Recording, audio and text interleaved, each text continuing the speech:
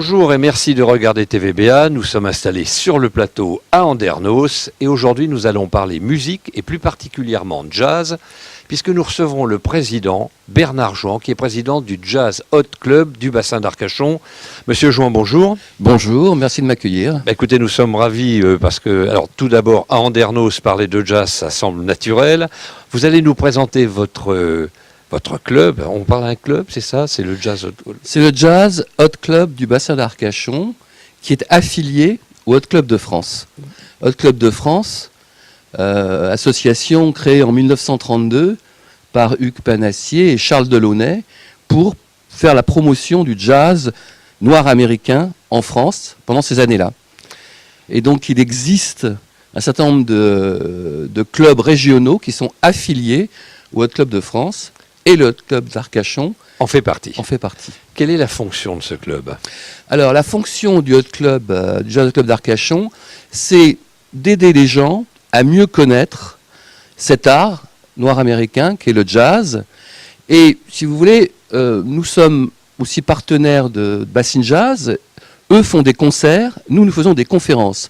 Donc à eux l'art et à nous l'histoire de l'art. D'accord. En fait, c'est de faire découvrir le jazz et de le faire apprécier, je présume, simplement par l'aspect historique. Voilà, l'aspect historique. Et social. Et social, les liens avec les évolutions économiques américaines.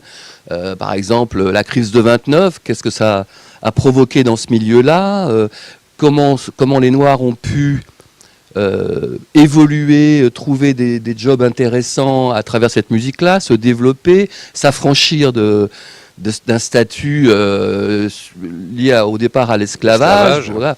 Et comment cette musique est devenue, par exemple pendant la guerre de 1945, le jazz c'était l'étendard des États-Unis.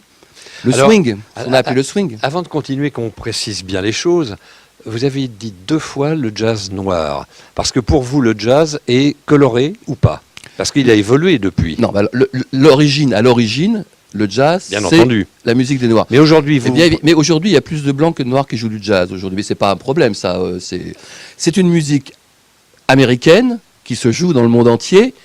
Aujourd'hui, par des Noirs, des Blancs, même des Japonais, des Asiatiques. Et des non-américains, parce que vous avez aujourd'hui des jazzmen français tout à fait compétents, remarquables, des Anglais aussi. Bien sûr. Donc, pour bien préciser votre univers, c'est le jazz, le Hot Jazz Club, aujourd'hui, mais de la musique globale de jazz. Absolument. De tous les pays, Absolument. pas que noirs américains. Non.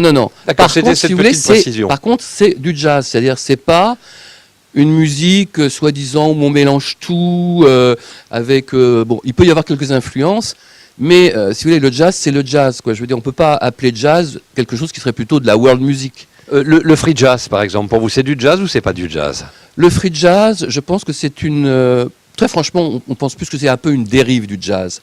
Ça a duré peu de temps, le free jazz, et c'était plus lié, je crois, à des problèmes de marketing, de marque de disques, et quelques musiciens qui voulaient absolument se distinguer. Le problème des musiciens, de temps en temps, pour exister, c'est de se distinguer, si vous voulez. Et ils ont fait ça. Mais franchement, nous, on ne pense pas que c'est ce qu'il y a de mieux, d'être mieux pour le jazz. D'accord, non, c'est bien parce qu'on voit la couleur que vous voulez donner à votre club. Vous avez dit quelque chose qui va ravir le maire d'Andernos, parce que vous avez dit... Pour nous, le jazz, c'est le jazz classique. Il ne faut pas oublier les origines. C'est ce qu'apparemment voudrait faire le festival cet été d'Andernos. Vous êtes content de cette nouvelle orientation? Alors, on est ravis, si vous voulez. On est ravis quand j'ai appris qu'il y aurait Michel Pastre, Christian Morin, des gens qui sont d'excellents musiciens français. Pour revenir à ce qu'on disait tout à l'heure, des musiciens français excellents, il y en a depuis très longtemps. Pendant la guerre, quelqu'un comme Alix Combel, qui était un grand saxophoniste, l'orchestre de Count Basie ou Duke Ellington aurait été ravi de l'avoir et ils lui ont fait des propositions. Il y a eu des musiciens excellents en France de tout temps. La France, c'est le second pays au monde pour le jazz. Et il y a énormément de jeunes musiciens français qui jouent ce jazz vraiment, je dirais, classique, non, authentique, réel, enfin le prolongement naturel de cette musique qui est au départ une musique de danse, mais qui a pu aussi évoluer. Et il y a énormément de jeunes musiciens français, de musiciens qui sont excellents. Et donc, par rapport à Andernos, nous, on est tout à fait en phase avec Andernos, et On va d'ailleurs annoncer régulièrement tout ce qui va s'y passer sur notre site internet. Ok, alors comment est-ce que, de façon pratique, comment ça se passe si on veut participer d'abord? Est-ce que c'est ouvert à tous? Où se passent ces réunions? Qu'est-ce qu'on y apprend? Essayez de nous décrire un petit peu. Oui, alors, bon. Aujourd'hui, on a 72 membres. On a créé il y a 3 ans, j'ai créé en janvier 2012, et on se réunit une fois par mois, pendant 2 heures, conférence. Toujours au même endroit? Oui, on fait ça au restaurant Le 7 du tennis club d'Arcachon. Et après, on peut dîner, ceux qui veulent s'inscrivent, et on peut dîner. Le restaurant n'ouvre que pour nous, donc c'est très pratique. Alors, la cotisation annuelle est de 40 € pour 10 séances. Voilà. Et donc, à chaque fois, il y a un conférencier sur un thème. Alors, les thèmes, pour juste vous donner quelques exemples, les thèmes, ça peut être par exemple les différents types de blues, comment le blues est né, comment s'est-il dispersé aux États-Unis, comment est-il arrivé à Chicago, et ainsi de suite. Ça peut être par exemple la musique de Kansas City. Il faut savoir que le jazz de Kansas City est quelque chose qui n'est pas très connu des non-amateurs, mais c'est une musique très intéressante. Et ça s'est développé, par exemple, pendant la période de la Prohibition, car cette ville n'a pas appliqué la Prohibition. C'est la seule ville aux États-Unis où il n'y a pas eu la Prohibition. Il y avait un maire qui s'appelait Tom Pendergast. Et à cette époque-là, il y a plein de musiciens, parce qu'évidemment, Kansas City, c'était en plein milieu du Middle West, avec les fermiers qui venaient aux foires vendre les grains et tout ça. Et donc, évidemment, ils avaient envie de s'amuser. Et il y a eu plein de musiciens. Et il y a une musique, vraiment, et il y a eu un film, d'ailleurs, d'Altman, qui s'appelle Kansas City, qui parle un petit peu de tout ça. En vous écoutant, on comprend mieux la tonalité de votre club, parce qu'en vous écoutant, on fait tout de suite de l'histoire, en fait. Voilà. C'est ça. On fait de l'histoire. Par exemple, si vous voulez, moi j'ai fait une conférence, c'est pas moi qui fais toutes les conférences, je fais venir des gens, mais j'ai fait une conférence sur le jazz des Jazz pendant la guerre, par exemple. Avec ce qui s'est passé, pourquoi il y a des musiciens qui sont partis des orchestres, ont été enrôlés.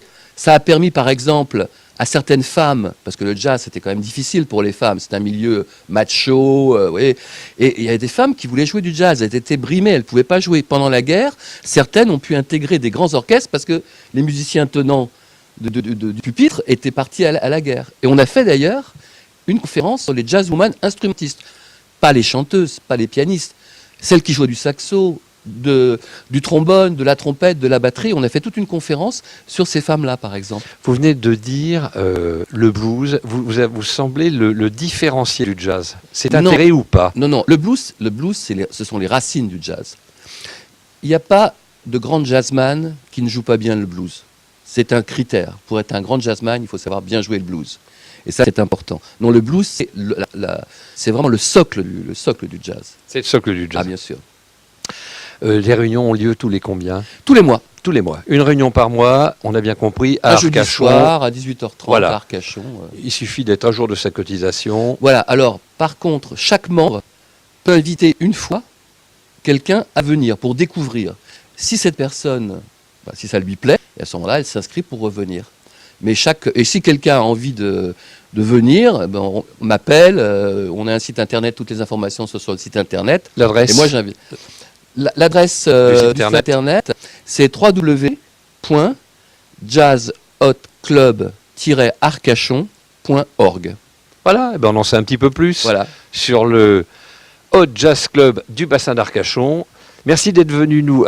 Je vous recommande d'aller au moins, mais on peut aller voir comme ça juste une fois pour. Mais bien sûr, même si on n'est pas invité. Bien sûr. Juste une fois pour voir si on a envie de s'inscrire. Bien sûr, bien sûr. Le programme, tout est sur le site internet. Nous avons aussi une chaîne YouTube. Donc on se connecte sur YouTube et certaines de nos conférences, parce que tout est vidéo projeté, et donc on met sous forme de diaporama ce qui est vidéo projeté. Et puis quand on parle de certains titres de musique, on donne des liens pour aller voir sur YouTube. Donc les gens peuvent à la fois regarder avoir la partie historique et en même temps voilà, écouter et s'ils veulent voir ce qui illustre cette conférence, ils peuvent aller sur YouTube. On travaille beaucoup sur YouTube. Les nouvelles technologies, vous voyez le jazz, un art si ancien qui s'est mis complètement à tout ce qu'il y a de plus moderne. Merci d'être venu nous voir, Bernard, et à bientôt. Merci de nous avoir accueillis.